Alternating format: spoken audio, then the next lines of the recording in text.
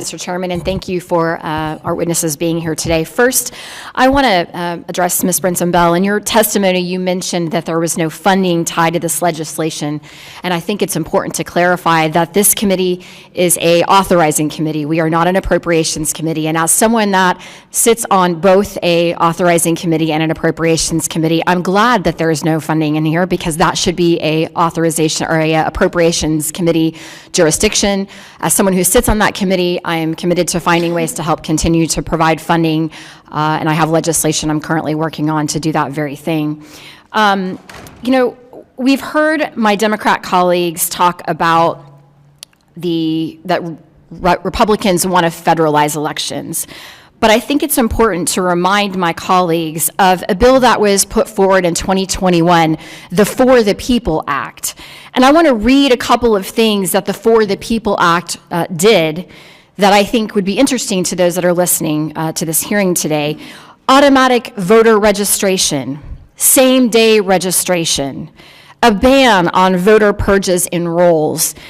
It sounds to me like this is federal regulation of elections. And my colleagues, including the ranking member and the two members sitting next to him, voted aye on this legislation. So I think it is disingenuous to say that Republicans are looking at federalizing elections when my colleagues on the other side of the aisle were very much in favor of doing something on election integrity back in 2021.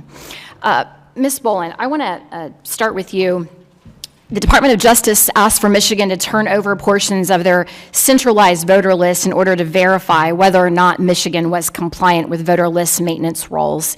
In response, Secretary Jocelyn Benson, who has testified in front of this committee, wrote, "The law does not support this assertion. The collection, use, and dissemination of private information should be for necessary and lawful purposes." Ms. Boland, is protecting the integrity of voter rolls a necessary and lawful purpose? Protecting the voter rolls, I think protecting the voters is. And so protecting the voter rolls under the definition by Benson is absolutely not protecting it at all. It should be turned over. In a recent video, Secretary Benson says states can and must hold the line in defiance of the DOJ's attempt to enforce federal election law. Do you believe Michigan should defy the department's efforts to instill integrity in Michigan's voter laws? Absolutely not. Mr. Noble, I'd like to throw this over to you. Can you talk a little bit about what's happening in Michigan and why you think it's so important for us to make sure that these voter integrity laws are held? Yeah, I mean, the Department of Justice's ability to get those records for, frankly, 30 years has been unquestioned, right? I mean, when we enforce it at DOJ, the DOJ gets it. It's Section 8I of the NVRA. Michigan has, inaccurate voter registration lists. There are certain quirks about it, Michigan, that makes it difficult to enforce it there that I can't go through here.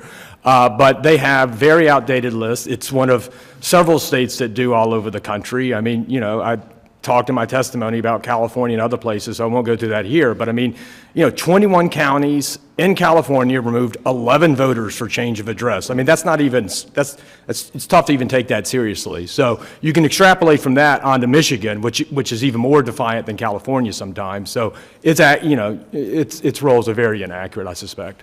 And I think on that note, when I first got to Congress, I come from the state of Oklahoma, where we have very stringent voter ID laws, which were passed by the citizens of Oklahoma back in the 90s. We also have very strict mail-in ballot laws. We are required to have it notarized. And in my state in 2020, a lawsuit was filed to actually throw out that notary requirement. Fortunately, as a former legislator, I was part of the process by which we were actually able to confirm that you had to have some sort of voter ID along with the ballot. Universal mail-in ballot sort of initiative that we've seen in some states is ripe with fraud. When I got to Congress, I had no idea what curing a ballot meant. I had never seen a ballot box until I got to Washington, D.C. These are ways that we are using the system for fraud, and I hope that we will address some of these concerns in this legislation and legislation moving forward. And with that, Mr. Chair, I yield the balance of my time. The gentlewoman yields back. The representative from Ohio, Mr. Carey, is recognized for 5 minutes. Thank you, Mr. Chairman.